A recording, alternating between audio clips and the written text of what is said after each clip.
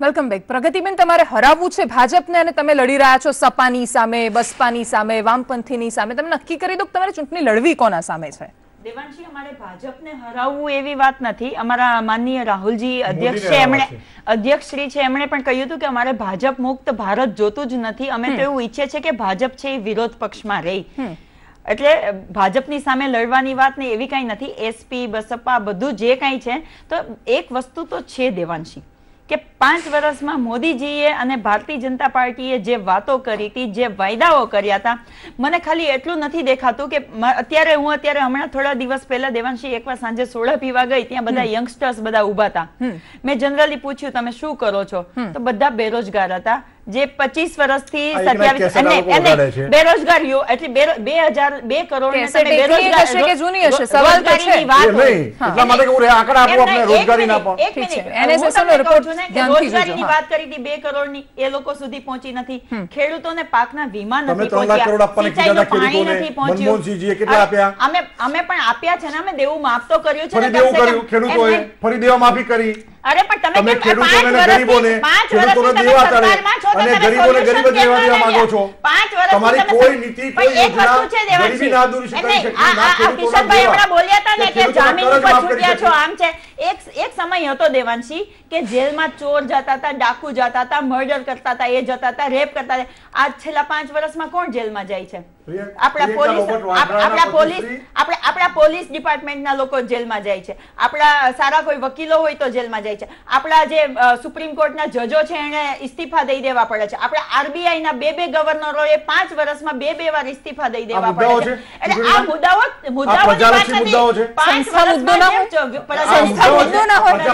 એમને આવડતું નથી ઉપડતે કહી શકો, પણ સંસ્થા તો મુદ્દો જ હોય ને. સંવૈધાનિક સંસ્થા, અરે આપણે સ્વાયત્ત સંસ્થાઓ છે, આપણી સ્વાયત્ત સંસ્થાઓ છે. સુપ્રીમ કોર્ટ આપણી સ્વાયત્ત છે, આરબીઆઈ છે એ સ્વાયત્ત સંસ્થા છે, સીબીઆઈ એ સ્વાયત્ત સંસ્થા છે. પ્રગતિબેન, તમને મુદ્દાઓ છે જે લોકોને ઇફેક્ટ કરે છે. આજે જે મૂળ શરૂઆત કરી હતી કરો છો કિશનભાઈ. ઠીક છે, હવે કિશનસિંહ તમે વાત કરી તમારે રિફોર્મ કરવું છે. પ્રધાનમંત્રી આજે એવું કહ્યું કે બધું 65 વર્ષનું કાટમાળ સાફ કરવામાં જ મારા 5 વર્ષ જતા રહ્યા છે. ઇનડાયરેક્ટલી એવું કહેતા હતા કે મારે બીજા 5 વર્ષની જરૂર છે અને માંગી પણ શકે કેમ કે ઉમેદવાર છે. પ્રશ્ન જ્યારે એમણે વાત કરી પરિમલભાઈએ કે 2010માં પણ જ્યારે ઇલેક્શન કમિશને કહ્યું કે 1951નો એ કાયદો હટાવવો જોઈએ કે જેમાં એક ઉમેદવાર 2 જગ્યાએથી લડે છે ને છેલ્લે બોજ જનતા પર પડે છે, તમે કેમ ના હટાવ્યો? તમે પણ ફાયદો લો છો ને, મતલબ તમે બંને પ્રશ્નોના જવાબ આપના. લેટ મી ફિનિશ નાઉ અનઇન્ટરપ્ટેડ. ઓકે, હમણાં હિરેનભાઈ અને પરિમલભાઈ બહુ સરસ વાત કરી હતી અચીવમેન્ટ્સ અને જે પ્રજાને નડતા પ્રશ્નોને આ લોકસભા ચૂંટણીમાં કયા પક્ષો કયા મુદ્દાઓને કયા મુદ્દાઓને લઈ વાત એ છે કે અચીવમેન્ટ પરિમલભાઈ કયા મોઢે આ લોકો એચિવમેન્ટની વાત કરે? એમનું એચિવમેન્ટ ભ્રષ્ટાચાર, સગાવાદ અને વંશવાદ, આ એમનું અચીવમેન્ટ છે.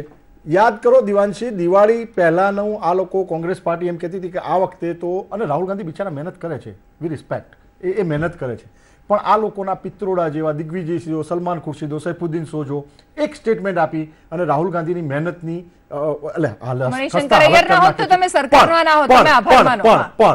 પણ આજ રાહુલ ગાંધીજીએ જ્યારે સંગઠનને કીધું કે આપણે દિવાળી પહેલા ઉમેદવારો જાહેર કરી દઈશું, હજી સુધી એ લોકો બોખલાઈ ગયા છે, નિરાશા થઈ. તમે એક બાજુ વાત કરો, હું જનતાના મુદ્દાની વાત કરું. હવે જનતાના મુદ્દા પર આવો, જનતાના મુદ્દાઓ પર આવો. હવે જનતાના મુદ્દાઓ સાંભળો. આરોગ્યની વાત હોય, શિક્ષણની વાત હોય, આપ હમણાં અભ્યાસક્રમમાં એનસીઆરટી ની વાત કરતા હતા કે આપણે બાળકોને શું શીખવાડીએ છીએ. અમે ઘણા બધા ફેરફારો કર્યા છે. અમે ગરીબોના ઘરે ગેસ, વીજળીના કનેક્શન હોય, પાણીની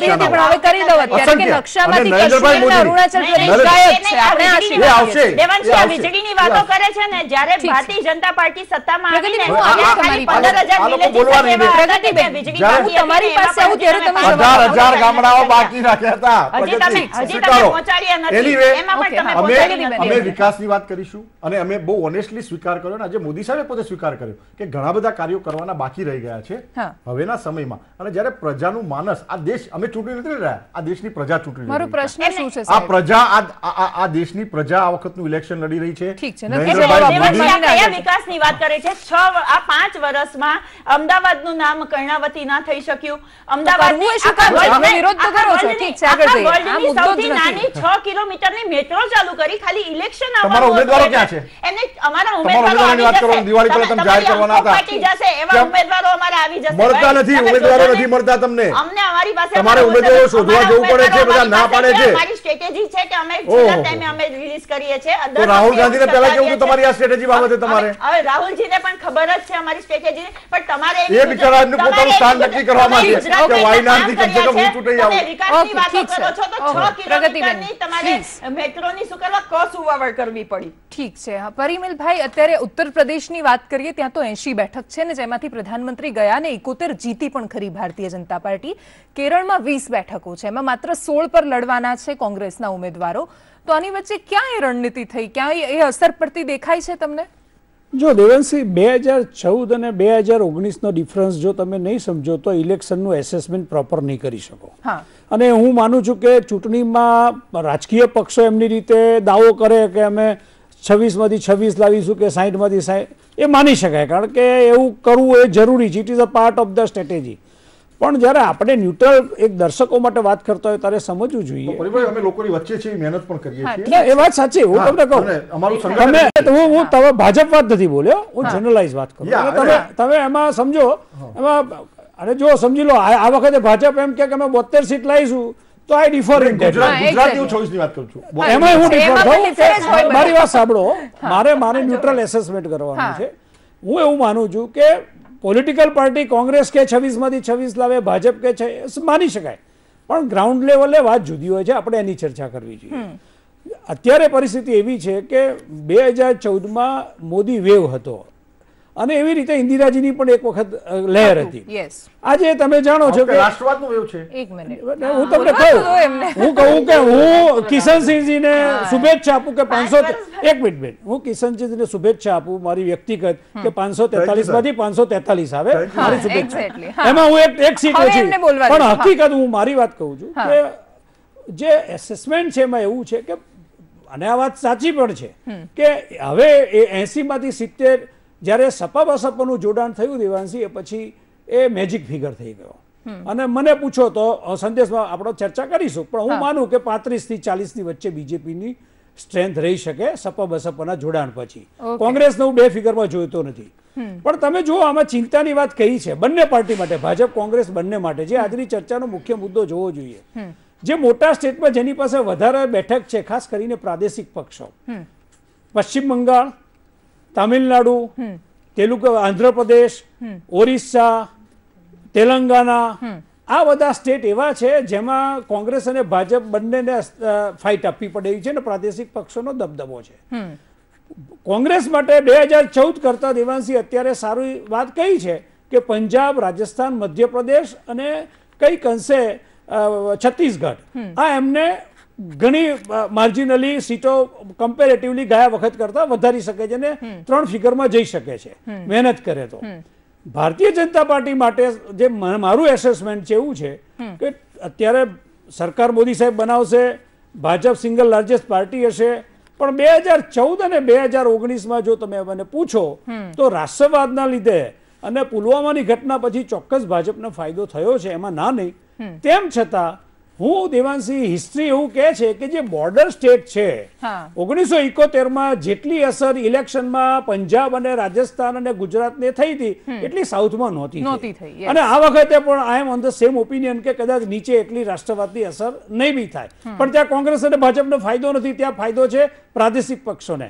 એટલે મને એવું લાગે છે કે ચોક્કસ મોદી સાહેબ સરકાર બનાવશે, પણ જે સ્ટ્રેન્થ છે હવે એમની જે 383, 334 અને 282 વાળી જે વાત હતી, એમાં ચોક્કસ અત્યારે આ લોકો અને ખાસ કરીને કોંગ્રેસ પણ આ 3 સ્ટેટમાં જો કંઈક મહેનત કરે તો ફાઇટ આપી શકે, પણ સત્તા ઉપર મોદી સાહેબને રોકવા એ બધા પક્ષો માટે અઘરું છે. હિરેનભાઈ, આખરે આ દક્ષિણી રાજ્યોની જ વાત છે કે આપણે તમિલનાડુ, કેરળ, કર્ણાટક, આંધ્રપ્રદેશ આ બધાની વાત કરીએ તો ત્યાં ભારતીય જનતા પાર્ટી એટલા પ્રમાણમાં નથી જીતી શકતી. ત્યાં કાં તો કોંગ્રેસ છે કાં તો સ્થાનિક પક્ષો, અને મોટાભાગે સ્થાનિક પક્ષોનો ત્યાં દબદબો વધારે છે. એટલે આખરે વાત તો ભલે સીધી રીતે નહીં, આડકતરી રીતે જશે ગઠબંધનમાં. અને જો ઘણી વખત આ થયું છે આ દેશની રાજનીતિના ઇતિહાસમાં, અને આ વખતે પણ કદાચ એવું થવાની શક્યતા હોઈ શકે કે જો કોંગ્રેસ સિંગલ લાર્જેસ્ટ પાર્ટી બને છે, બાકી અને જો કોઈની પાસે સ્પષ્ટ બહુમતી નથી આવતી તો અત્યારે જે લોકો સામસામે લડી રહ્યા છે એ જ સામે આવશે. બિલકુલ સાચી વાત છે, એવું થવાનું છે. ગઠબંધનની સરકાર જ્યારે જ્યારે પણ રચાય છે બિલકુલ આવું બનતું જ હોય છે. આપણે પ્રાદેશિક પક્ષોની જ્યાં જ્યાં દબદબો છે એવા બધા રાજ્યોનું જે લિસ્ટ હમણાં મારા મિત્રએ વાત કરી એ દરેક જગ્યાએ આ વસ્તુ થવાની જ છે અને દરેક જગ્યાએથી અત્યારે કોંગ્રેસને પણ હું એમ નથી માનતો કે એવડો મોટો કોઈ ફાયદો થશે અને ભાજપને પણ પ્રાદેશિક પક્ષો છે એ વધુ મજબૂત બનીને ઉભરે એવી પૂરી શક્યતાઓ છે. પ્રાદેશિક પક્ષોની વાત કરીએ તો ઉત્તર પ્રદેશમાં પણ પ્રાદેશિક પક્ષો અત્યારે મજબૂત સ્થિતિમાં છે. સપા, બસપા અને આરએલડી ત્રણે રાષ્ટ્રીય લોકદળ પણ છે સાથે. એ ત્રણ પક્ષોની જે ઇફેક્ટ છે એ બિલકુલ જવાની જ છે અને કોંગ્રેસ વધુમાં એ સીટો બિલકુલ હું એ વાત સાથે પણ સહેમત છું કે 2 આંકડામાં નહીં જાય પરંતુ એ નુકસાન જરૂર કરશે. નુકસાન જરૂર એટલા માટે કરશે કે ઈસ્ટર્ન બેલ્ટ પર જ્યારે મહામંત્રી તરીકે પ્રિયંકા ગાંધીને જ્યારે ઉતારવામાં આવે છે બિલકુલ આ બધા લોકો છે એની અસર પેદા કરવાના જ છે. એટલે ભારતીય જનતા પાર્ટીનો જે કોન્ફિડન્સ છે એ બિલકુલ સારો છે અને મારા મિત્રની જેમ હું પણ 543 સીટ માટે ભારતીય જનતા પાર્ટીને બિલકુલ શુભેચ્છાઓ પાઠવું છું અને અભિનંદન આપું છું કે બિલકુલ એટલે આપણે 2 પણ શું કામ રાખા 545 જ જીતી જજો બધી જીતી જશે એમ જ આપણે આપીએ છીએ. ચલો પરંતુ હકીકત બિલકુલ જ્યારે આપણે માનતા હોય છે એનાથી અલગ જ હોય છે અને જે પવન જે વેવ હતો 2014 નો એ વેવ અત્યારે નથી ને કંઈક બીજો વેવ છે. એ બીજો વેવ કેટલો કામ કરશે somehow I mean we respect Parimalbhai, Hirenbhai, I totally bottom of my heart I respect them પણ somehow ના જે એવું પર્સનલી મને પ્રોબ્લેમ ક્યાં થાય છે કે જે 2014 જેવો વેવ નહીં એના કરતા ડબલ વેવ છે. લોકોએ સુશાસન જોયું પહેલી વખત અશક્ય લાગતી વસ્તુઓ શક્ય બનતી જોઈ. આઈ એમ સોરી કેટલા બાય ઇલેક્શન જીત્યા? બાય ઇલેક્શન એ પરિણામ નથી લોકસભાનું. બાય ઇલેક્શન આવે છે ને તમારા સાંસદ તો વાત કરતા હતા કેરલામાં અમે આ વખતે ચોક્કસપણે સારી એવી સીટો જીતીશું. વેસ્ટ બેંગોલમાં અમારી આશાઓ બહુ સારી છે. તમિલનાડુમાં એઆઈડીએમકે અમારો સહયોગી પક્ષ છે એટલે એ સમીકરણો પ્રગતિબેનનો વારો હતો એટલે એમની પાસે જવું છે. વારો એમનો શાસન દેશમાં જે અશક્ય લાગતું હતું પ્રજાએ જોયું આ શક્ય છે. આ દેશ કોઈ પણ રાષ્ટ્રને જવાબ આપવા માટે સક્ષમ છે. 65 વર્ષમાં પહેલી વખત આ દેશની પ્રજાએ અનુભવ્યું. ઓકે પ્રગતિબેન મારો સવાલ લઈ લઈએ આપણે. સવાલ એ છે કે સપા બસપાએ તો તમારા માટે અમેઠી રાયબરેલી છોડી દીધા છે, ત્યાં એમના ઉમેદવાર પણ ઉભા નથી રાખ્યા. તો એવું નથી લાગતું કે રાહુલનો આ નિર્ણય નડશે તો ખરો અમેઠીમાં? એમને 15 વર્ષથી સાંસદ છે ત્યાંથી. બેન પહેલી વાત એ છે દેવાંશી, હું પરિમલભાઈ હમણાં જેમ કહ્યું કે પુલવામા એટેક અને એર સ્ટ્રાઇક થયા પછી લોકોનો મગજ ચેન્જીસ થયું છે, માઇન્ડ ચેન્જીસ થયું છે.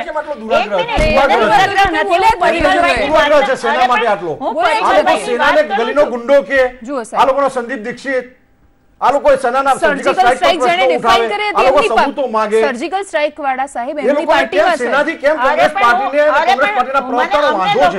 દેશની પ્રજા જાણવા માંગે છે. અરે અમારા માનનીય રાહુલજી એ તો ભાઈ બીજા જ દિવસે પ્રેસ કોન્ફરન્સ કરીને કહ્યું કે અમે દેશની સાથે અને સૈનિકની સાથે છે. અમે સબૂતો ના માંગ્યા લોકોએ. જ્યારે મુંબઈમાં હુમલો થયો હતો ત્યારે મોદીજીએ 2014 માં જે વિડિયોઝ વાયરલ કર્યા હતા, જે વિરોધ લોકો મરી ગયા, કર્યું શું તમે લોકોએ?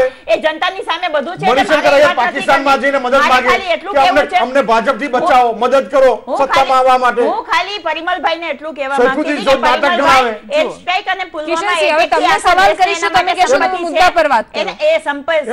એ લોકો સેના માટે એમ લોકો બાંધો છે. પણ બોલવા એ બેન બોલ્યા જ નથી હજુ તો કઈ બોલો પછી કહો એમને. પણ દેશની જનતાએ દેવાંશી બેન 2014 માં મોદી સાહેબ ઉપર એટલા માટે વિશ્વાસ મૂક્યો હતો કે કાળું નાણું પાછું લઈ આવશું, નોટબંધી કરી અને બધાના ખાતામાં 15 લાખ રૂપિયા આપીશું. લોકો એમ જ માને છે મોદી બેરોજગારી હટાવીશું, ખેડૂતોના દેવા માફ કરીશું, ખેડૂતો લક્ષી કાર્યો કરીશું, મહિલાઓ સુરક્ષાની વાતો કરીશું, પેટ્રોલ ડીઝલના ભાવ વધારીશું. આજે આપણને ખબર છે કે પેટ્રોલ કરતા ડીઝલ પણ મોંઘું થઈ ગયું. પણ જનતા વિપક્ષો કેટલા આંદોલન કરી શકે છેલ્લા 5 વર્ષમાં? દેવાંશી યાદ કરો એ સમય યુપીએનો દર 3 મહિને આંદોલન થતા દિલ્હીમાં, દર 3 મહિને એક મરાઠાવાડ આંદોલનને બાદ કરતા આટલા બધા વિપક્ષો, I not saying only Congress, સુરક્ષાની વાત આવે ત્યારે અમે દેશની સાથે છે, પણ દેશની અંદર આવડતું નથી. દેશને જો રોજ તમે સરસ દેવાંશી તને કવર કરી લે, તમે લોકો કવર કરી શકતા. પણ તમે હમણાં એમ કહ્યું કે અમે બાટલા આપ્યા છે, તો એ બાટલાની કિંમત અત્યારે હિરેનભાઈએ કવર કર્યું થઈ ગઈ છે. એ દેશની જનતાએ યાદ રાખ્યું છે. અને દેવાંશી, તમને ખબર જ હશે કે રાહુલજીએ કહ્યું છે રાહુલજી શું નથી કીધું? એને પર્યાવરણ રાહુલજી જનોદારી હિન્દુ છે, પર્યાવરણ દેશની ચિંતા કરી ટેમ્પલ ટુરિઝમ કરે છે, બેરોજગાર યુવાનો છે અને પર્યાવરણ લક્ષી કાર્યો કરી અને યુવાનોને રોજગારી આપશું અને દેશના પર્યાવરણને સારું રાખીશું, સ્વચ્છ રાખીશું. તો કમસે કમ કિશનભાઈ અમે જે સારા કાર્ય કરીએ ને એને તો તમે જુઓ, તમે 5 વર્ષમાં કોઈ એવી પ્રગતિ નથી કરી કે એવા કોઈ રાહુલજીને પર્યાવરણમાં શું છે ખબર છે? પેલા તેને પર્યાવરણ કોને કહેવાય એ શીખવાડો. એટલે પર્યાવરણમાં આ દેશ દર વર્ષે કઈ ને કઈ પ્રગતિ કરતો જ હોય છે. 15 લાખના જુમલા આપ્યા હતા, 2 કરોડ જુમલા આપ્યા હતા, એવા જુમલા નથી કરવા. ઠીક છે, હાલ વિરામ માટે રોકાવશું. વિરામ પછી પરિમલભાઈ તમારો જવાબ લઈશ. પણ આખરે આ દેશમાં લોકો એના 72,000 માટે મત આપવા જોઈએ કે લોકો એના 15 લાખ માટે મત આપવા જોઈએ? લોકો એના હિન્દુ મુસ્લિમ પર વોટ આપવા જોઈએ? જો લોકો એના પર આપે છે તો પછી મુદ્દાઓ તો આ જ રહેશે. પછી આપણે મુદ્દાઓની અપેક્ષા ન રાખી શકીએ જો આપણે એના પર મત આપીએ છીએ. Welcome back. છેલ્લી થોડી મિનિટ હશે એટલે એક પછી એક બોલીશું. પરિમલભાઈ તમારા જવાબથી શરૂઆત. હું એક વાત ખાલી તમારા દર્શકોને કહેવા માંગુ છું કે 2014 અને 2019 એક સ્ટેટિસ્ટિકલ એનાલિસિસ જોવું જોઈએ. વેસ્ટ બંગાળ, તામિલનાડુ, આંધ્ર, ઓરિસ્સા, કેરાલા અને તેલંગાના, મારા સ્ટેટ યાદ રાખજો. વેસ્ટ બંગાળ, તામિલનાડુ, આંધ્ર, ઓરિસ્સા, કેરાલા અને તેલંગાના, આની સીટો થાય છે 164. 2014માં બીજેપી અને એનડીએ ને મળી હતી 7 સીટ. તમે લખી રાખજો, એક જ મિનિટ થશે. આ 7 સીટ મળેલી. એવી જ રીતે એમપી, કર્ણાટક, ગુજરાત, રાજસ્થાન, ઝારખંડ અને છત્તીસગઢ, આટલા સ્ટેટની 171 સીટમાંથી બીજેપીને મળી હતી 140 સીટ. એવી જ રીતે ત્રીજો સ્પાન છે જે મેં લખ્યો છે, એમાં જે છે એમાં નોર્થ ઇસ્ટમાં આવે હરિયાણા, ઉત્તરાખંડ, હિમાચલ, ગોવા, બરાબર, મહારાષ્ટ્ર, બિહાર, આસામ, પંજાબ, દિલ્હી અને જમ્મુ એન્ડ કાશ્મીર. આ બધાની 200 આ સીટ થાય, એમાંથી 135. એનો સરવાળો કરો તો 543 માંથી 282 સીટ એનડીએ અને બીજેપીને મળેલી. હવે દેવાંશી એમાં સમજવાની જરૂર છે, જે પહેલો ભાગ મેં જે 7 સીટ બીજેપીને મળી એમાં ભાજપની હાજરી પાંખી છે. મતલબ કે ત્યાં ભાજપ એ સ્ટેટ વે બહુ ઓછી સીટો લડે છે. બીજો જે સ્પાન આવે છે જેમાં મધ્યપ્રદેશ, કર્ણાટકમાં તો આ વખતે જેડીએસ ને કોંગ્રેસ છે. ગુજરાત, રાજસ્થાન, ઝારખંડ એમાંથી કેટલાક સ્ટેટ અત્યારે કોંગ્રેસ પાસે છે. જેમાં બીજેપીની જે ફાઇટ છે એમાં કોંગ્રેસ સાથે છે, એટલે કે ત્યાં આગળ હરીફ તરીકે કોંગ્રેસ છે. અને ત્રીજો જે સ્પાન છે જેમાં એમ કહી શકાય કે એમાં યુપી પણ આવી ગયું, પંજાબ પણ આવી ગયું, જ્યાં આગળ પ્રાદેશિક પક્ષોનો દબદબો છે. તો કુલ મળીને ભાજપના મિત્રોએ પણ વિચારવું જોઈએ, કોંગ્રેસના મિત્રોએ પણ વિચારવું જોઈએ કે ટોટલ 282 સીટમાંથી 164 સીટ તો એવી હતી 543 માંથી, તેમાં ભારતીય જનતા પાર્ટી માત્ર 7 ઉપર હતી, જે આ વખતે કદાચ 20 ઉપર જાય, મને એવું લાગે છે. જે 140 છે જે સેકન્ડ સ્પાનમાં, એમાં હું એવું માનું છું કે કદાચ 115 સુધી રિટેઇન કરે અને 208 માંથી 140 જેવું કરે. તો મને એવું લાગે છે કે બીજેપી ને એનડીએ કુલ મળીને સરકાર બનાવવા માટે જે આંકડો એ 300 સુધી ન જાય પણ 250 આજુબાજુ જાય. હવે અહીંયા સમજવાનું એ છે કે જે કોંગ્રેસ પાર્ટીએ ગુજરાતમાં ડબલ ફિગરની નજીક પહોંચવા છતાં પણ તમે જો લોકસભામાં એનું કન્વર્ઝન ના કરી શક્યા, કારણ કે ભાજપના જે નીતિકારો, સ્ટ્રેટેજીકારોએ શું વિચાર કર્યો કે જ્યાં જ્યાં એમની કોંગ્રેસની સીટો વધારે હતી, કોંગ્રેસનું માર્જિનલી ભાજપ કરતા વોટ શેર વધારે હતો, ત્યાંથી પછી જવાહરભાઈ ચાવડા હોય કે કુંવરજી જેવાને એમને ભાજપમાં સામેલ કરીને બરાબર એમને કહી શકાય કે પછી કેબિનેટ આપી ગમે તે આપી, પણ મળીને જે વોટ શેરનો ખાડો હતો એ લોકસભા પહેલા પૂરી દીધો. એટલે જે 26 માંથી એક સમયે આપે વિચાર્યું હશે કે લોકો 16, 10, 18 ને 8 એવું વિચારતા હતા, આજે 21-5 સુધી આવી ગયા છે. એટલે આ સ્ટ્રેટેજી ઉપર વિચાર કરવો જોઈએ. અને ઇલેક્શન જીતવા માટે હોય છે, માટે જ વિનેબલ કેન્ડિડેટ ભલે 2 જગ્યાએથી ઉભા રહે, પણ કોઈ પાર્ટી સત્તાની નજીક પહોંચવા અથવા સત્તા મેળવવા એવી ક્યારેય ભૂલ ન કરે કે ચૂંટણી પત્યા પછી એને અફસોસ થાય. ઓકે, હિરેનભાઈ તમે એક આખું કેલ્ક્યુલેશન બતાવવાના હતા કે જનતા પર કેટલો બોજ પડે છે. બિલકુલ. આ 2014 થી 2019 માં નોટબંધી થઈ, પ્રધાનમંત્રીએ નોટબંધી કરી, બરાબર છે. એ પગલું છે એ કેટલું વ્યાજબી છે એ બંને પક્ષો અથવા પ્રજા નક્કી કરે. પરંતુ હું એમ કહું છું કે 2019 પછી જરૂર છે હવે લૂંટબંધી બંધ કરવાની. કારણ કે આપણે આ માત્ર ગુજરાતનો જ આંકડો લઈએ તો ગુજરાતના સંસદ સભ્યો અને ધારાસભ્યોને બાદ કરતા બાકીના જેટલા સભ્યો છે, એટલે ગ્રામ પંચાયતના સભ્યો છે, નગર પંચાયતના સભ્યો છે, જિલ્લા પંચાયત, તાલુકા પંચાયત અને મ્યુનિસિપલ કોર્પોરેશનના એ બધા સભ્યો ટોટલ કુલ મળીને આંકડો કેટલો છે કદાચ કોઈને ખ્યાલ નહીં હોય, 1,36,259 આટલા સભ્યો છે ને આટલા બધા લોકોને જે વેતન મળે છે. હું તમારી પાસે પણ છેલ્લી કમેન્ટ લઈ લઈશ પ્રગતિબેન અને કિશનસિંહ તમારી પાસે. હા પ્રગતિબેન છેલ્લી કમેન્ટ. અમારી એક વાત છે દેવાંશી કે અમારા એક મેનિફેસ્ટોમાં લોકોલક્ષી કાર્યો રહ્યા છે, લોકોલક્ષી કામ કરવાના રહ્યા છે અને અમે જ્યારે કોંગ્રેસ પાર્ટી સત્તામાં હતી ત્યારે કોંગ્રેસે કાયમી પ્રજાલક્ષી કાર્યો કર્યા છે ને એ લોકોની વચ્ચે રહી છે. અત્યારે પણ પ્રજા અત્યારે 2014ના જુમલાને યાદ રાખ્યા છે પ્રજાએ અને અત્યારને જ્યારે કમ્પેર કરે છે ત્યારે પ્રજાનો વોટ શેર પણ અમારી કોંગ્રેસ પાર્ટી તરફ વધશે અને સીટ્સ પણ વધશે અને હું ગેરંટીથી કહી શકું છું કે રાહુલજી લાલ કિલ્લા ઉપર સંબોધન કરી અને દેશને સંબોધશે. ઓકે, એટલે અઘોષિત જે દાવેદાર હતા એમને તમે આજે ઘોષિત કરી દીધા. કિશનસિંહ, હા, દેશ સ્વાભિમાનની લડાઈ લડી રહ્યો છે.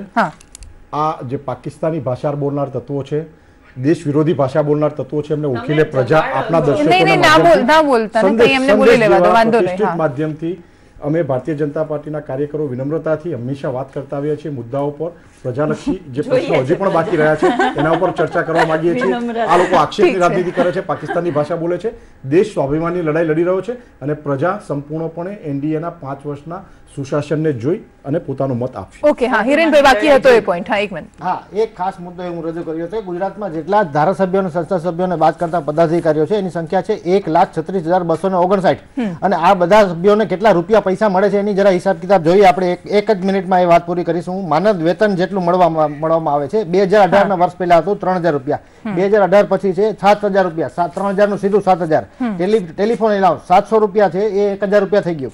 ત્યાર પછી સ્ટેશનરી એલાઉન્સ જોઈએ તો 500 રૂપિયા હતું જે 1,500 રૂપિયા થઈ ગયું અને મીટિંગ ભથ્થું ખબર નથી કેવી મીટિંગો થાય છે 250ના સીધા 500. હું એક વાત પૂછવા માંગુ છું કે આ ઉપરાંત પણ ધારાસભ્યોને જે મળે છે એ મળે છે એ રકમમાં 8 રૂપિયા પ્રતિ કિલોમીટર મળે છે ને રોજના 200 કિલોમીટરથી ઓછા તો કોઈ લખાવતું નથી. તો 200 કિલોમીટર લેખે આપણે જોઈએ તો રોજના 1,600 રૂપિયા થયા અને 1,600 રૂપિયાને આપણે 30 ગુણ્યા કરો અને એને ગુણ્યા આપણે ધારાસભ્યોની સંખ્યા કરો કેટલા રૂપિયા એ લોકો આ ચાઉ કરી જાય છે સમજો. અને આ સેવા કરે છે તો પછી સેવાના પૈસા શા માટે? એટલે જો મહેરબાની કરીને આવનાર કોઈ પણ સરકાર હોય પરંતુ મારી વાત મને પૂરી કરી લેવા દો. આ ઉપરાંત ટેલિફોન ખર્ચ 7,000 રૂપિયા ટેલિફોન ખર્ચ આપવામાં આવે છે. 7,000 રૂપિયા ટેલિફોન ખર્ચ. તો ટેલિફોન તો અત્યારે આપણે સૌ જાણીએ છીએ કે બધામાં આઉટગોઈંગ કોલ ફ્રી થઈ ગયા છે. બધી વસ્તુઓ લગભગ ફ્રી છે. પણ આટલાથી જ કરતા હોય તો કઈ વાંધો નથી, તો એક્સ્ટ્રા જાય છે એટલે વાંધો છે. કૌભાંડો બહાર આવે એમાં વધારે વાંધો છે. આપ તમામનો ખૂબ ખૂબ આભાર અમારી સાથે જોડાવા બદલ. આખરે વિચારવાની વાત તો એ જ રહી આપણા દરેક માટે કે જે દેશનું 21 લાખ કરોડ રૂપિયા બજેટ હોય, જ્યાં કરોડો અબજો રૂપિયા ચૂંટણીમાં ખર્ચ થતા હોય અને એ ચૂંટણીમાં વાતો શું થાય? ધર્મ, પાકિસ્તાનના મુદ્દા, પાકિસ્તાનમાં હિન્દુસ્તાન પર લડાય ને હિન્દુસ્તાનમાં પાકિસ્તાન પર લડાય. જનતાએ પણ એકવાર વિચાર કરવો જોઈએ. નમસ્કાર.